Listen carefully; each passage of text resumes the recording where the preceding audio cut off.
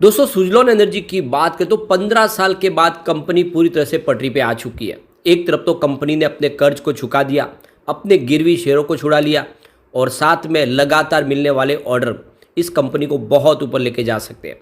यहाँ पे आप देखें तो सुजलॉन को लेकर अभी भी बहुत सारे लोगों के ये मन में डाउट है कि यह स्टॉक आने वाले समय में फिर से नीचे आएगा। लेकिन अगर आप इसकी परफॉर्मेंस को देखें, इस समय इसके बिजनेस को देखें और इसके फ्यूचर की रणनीति को देखें और कंपनी को सरकार की तरफ से जो मिल रहा है सपोर्ट देखें, तो आप समझ सकते हो कि आने वाले समय ये स्टॉक आराम से 4 डिजिट में जा सकता है। जो लोगों को बिलो देख सकते हो कि इस समय भरोसा नहीं हो पा रहा है। जबकि आप देखें तो यह स्टॉक ऑलरेडी 400 पे जाके आ चुका है 2008 के पहले। और आगे की क्या संभावना है उसको समझने की कोशिश करेंगे, इसके बैकग्राउंड को चेक करेंगे, किस तरह से इसकी प्राइस बढ़ी और किस तरह से इसमें भारी गिरावट हुई और आगे अब सुजलॉन कितनी मजबूत हो चुकी है। इन सारी बातों को समझने की कोशिश करेंगे इस वीडियो के माध्यम से। अगर आप सुजलॉन के इन्वेस्टर हैं या फिर सुजलॉन में निवेश करना चाहते हैं तो ये पूरा वीडियो आपको देखना चाहिए। लेकिन फ्रेंड, उससे पहले अगर आप पहली बार हमारे चैनल पे आए तो चैनल को सब्सक्राइब कर दीजिए, एक बेल आइकॉन दबा दीजिए ताकि जब भी नया वीडियो बने पहला नोटिफिकेशन आपको मिले। वीडियो पसंद आए तो लाइक से जरूर कीजिए। चलो फ्रेंड्स, वीडियो स्टार्ट करते हैं। मैं हूँ आपका दोस्त SP दवे और हमारे अपने चैनल ऑनलाइन कमाई में आपका बहुत बहुत स्वागत है। सबसे पहले फ्राइडे के कारोबार की बात करें, स्टॉक की क्लोजिंग 33.15 पर हुई, एक बिल्कुल नई हाई। आप देख लो कि 52 वीक का एक नया हाई बना के इसने एक नया इतिहास रचा। 5% का अपर सर्किट लगा और पिछले 3-4 ट्रेडिंग सेशन में ही लगभग 20% की ज़बरदस्त हमने तेजी देखी। एक तरफा स्टॉक दौड़ रहा है। अब आप देख सकते हो कि सुजलॉन की जो शुरुआत हुई वो 1995 में हुई और देख सकते हो कि इस विंड एनर्जी सेक्टर में एंट्री के पीछे वजह थी कि जो बिजनेस कर रहे थे सुजलॉन एनर्जी के जो फाउंडर है तुलसी तांती, वो था टेक्सटाइल का बिजनेस। लेकिन उसका इलेक्ट्रिसिटी का बिल बहुत ज़्यादा आ रहा था और हैवी चार्ज की वजह से वो उसको बिजनेस को आगे चला नहीं पाते। उनको बहुत सारी प्रॉब्लम हो रही थी उस टेक्सटाइल के बिजनेस को आगे बढ़ाने में। ऐसे में उन्होंने आइडिया लगाया कि किसी भी तरह से इलेक्ट्रिसिटी का बिल है उसको कम किया जाए और इससे उनको आइडिया आया कि विंड एनर्जी अगर लगाई जाए तो विंड टर्बाइन के माध्यम से वो अपनी ऊर्जा की ज़रूरत को पूरा कर सकते हैं और अपना बिल है उसको कम कर सकते हैं। और इसी को लेकर उन्होंने विंड टर्बाइन के यहाँ पे कारोबार की शुरुआत की। तो ये उनके खुद के बिल को कम करने के लिए, यानी जो इलेक्ट्रिसिटी का बिल उनका आ रहा था टेक्सटाइल सेक्टर में ज़्यादा, उसको कम करने के लिए इन्होंने इस सेक्टर में एंट्री की। लेकिन ये सेक्टर इनको इसमें बहुत सारा पोटेंशियल दिखने लगा। तो देख सकते हो कि 2005 में इन्होंने अपने टेक्सटाइल को बिजनेस को ही बेच दिया और पूरी तरह से फोकस करने लगे इस विंड एनर्जी सेक्टर में। उनको समझ में आ गया कि आने वाला जो फ्यूचर है वो रिन्यूएबल एनर्जी के नाम पे होगा और ऐसे में उन्होंने अपना उसी को बिजनेस बनाने की संभावना को तलाशना शुरू किया और वो पूरी तरह से इस बिजनेस में आ गया और टेक्सटाइल के सेक्टर से बाहर निकल गए।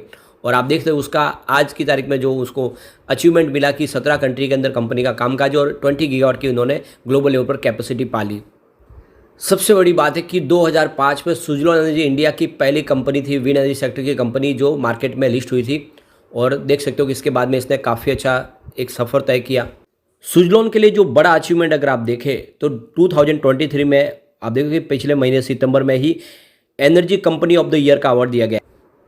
कंपनी ने अपने बिजनेस को तेज़ी से बढ़ाने के लिए बहुत सारे एक्विजिशन भी किए। लेकिन 2008 में जब मार्केट क्रैश कर गया, आप देखें कि जो लेमन ब्रदर्स की वजह से US से जो प्रॉब्लम शुरू हुई पूरे ग्लोबल मार्केट में फैली और उसका असर हमारे इंडिया के बाजार में पड़ा। इंडिया का बाजार भी क्रैश कर गया और इसका सीधा निगेटिव इफेक्ट सुजलॉन पे देखने को मिला और सुजलॉन भी वहाँ से तेज़ी से स्टॉक ने गिरना शुरू किया। यहाँ पे देख ही सकते हो कि दिसंबर 2007 में जहाँ पे सुजलॉन की शेयर प्राइस 387 के आसपास थी, वो 2008 के एंड तक देखे तो 62 रुपीज़ के आसपास आ गई। लगभग सिर्फ एक साल के अंदर 85% की ज़बरदस्त गिरावट हुई। अब एक बार हम सुजलॉन के शेयर प्राइस की हिस्ट्री को देखें तो 2005 में जब मार्केट में लिस्ट हुई कंपनी, आप देखें तो इसका जो सुजलॉन की प्राइस थी वो 178 के आसपास थी। इसका 189 का लो बना था और 136 इसका लो और हाई था 189 का। तो देख सकते हो कि 190 के आसपास 2005 में स्टॉक था।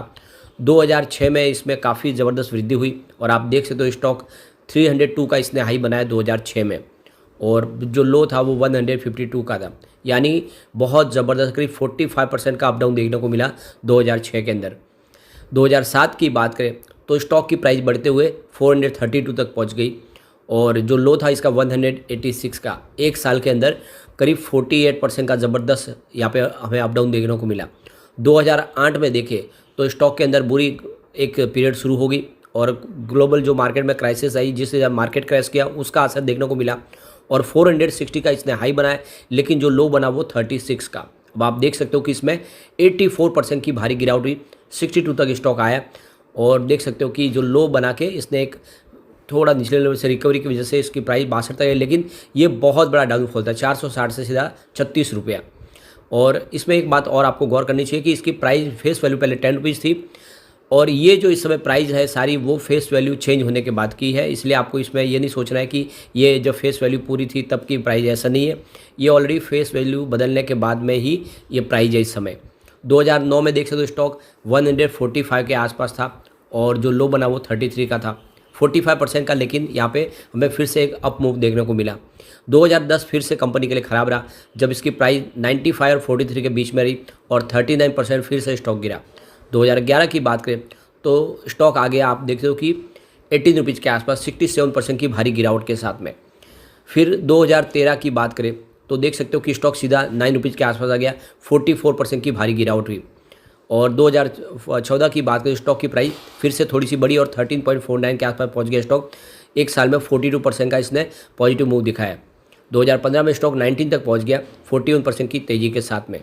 2016 की बात करें तो आप ये देख ही सकते हो कि 33% की फिर से गिरावट हुई और स्टॉक 12 रुपीज़ के आसपास आ गया। 2017 में 14 के आसपास स्टॉक था, 12% की तेज़ी बनी। 2018 की बात करें तो स्टॉक सीधा आ गया 4.98 पर, बहुत भारी गिरावट। और आप ये देख ही सकते हो कि 65% की ज़बरदस्त गिरावट देखने को मिली 2018 में। 2019 का साल काफ़ी ख़राब रहा, देख सकते हो स्टॉक करीब 65% डाउन हुआ और 1.65 का इसने लो बनाया, और जो हाई था वो 7 है। तो कोविड काल आया, आप देख सकते हो इस स्टॉक ने उसकी पूरी की पूरी, आप देखें तो ज़बरदस्त गिरावट की चपेट में ले लिया स्टॉक को। 2020 से फिर रिकवरी शुरू हुई और स्टॉक 6 रुपये के आसपास आ गया, 250% की ज़बरदस्त तेज़ी बनी। और ये IPO के इतिहास में सबसे शानदार तेज़ी थी इसका, जब से IPO है उसके बाद में। 2021 की बात करें तो स्टॉक फिर से 9 रुपये तक पहुंचा 57% की तेज़ी के साथ। 2022 में स्टॉक 10 के आसपास था, 12% की तेज़ी बनी।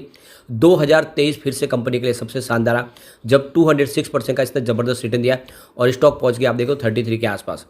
तो अब आप इसमें क्लियरली समझ सकते हो कि 2 साल इसके लिए काफ़ी शानदार है। एक तो पीरियड इसका कोविड काल का, जब इसने 250% का ज़बरदस्त रिटर्न दिया, और फिर अब 2023 जब इसने 206% का शानदार रिटर्न दिया। तो ये इसकी प्राइस हिस्ट्री आप देख ही सकते हो, इसने बहुत सारा अपडाउन दिखा है। अब आप देख सकते हो कि यहाँ पे इसने अब क्या अचीव किया, तो इसने अपने सारे गिरवी शेयरों को छुड़ा लिया है, 0 प्लेस शेयर है। अब आप देख सकते हो कि 13.29% के आसपास सितंबर में प्रमोट की होल्डिंग है। ये होल्डिंग इसलिए कम हुई क्योंकि इन्होंने QIP लाया था और बड़े इन्वेस्टर को इन्होंने शेयर दिए, वहाँ से जो पैसे मिले उससे इन्होंने अपने कर्ज को चुकाया और अपने गिरवी शेयरों को छुड़ाया।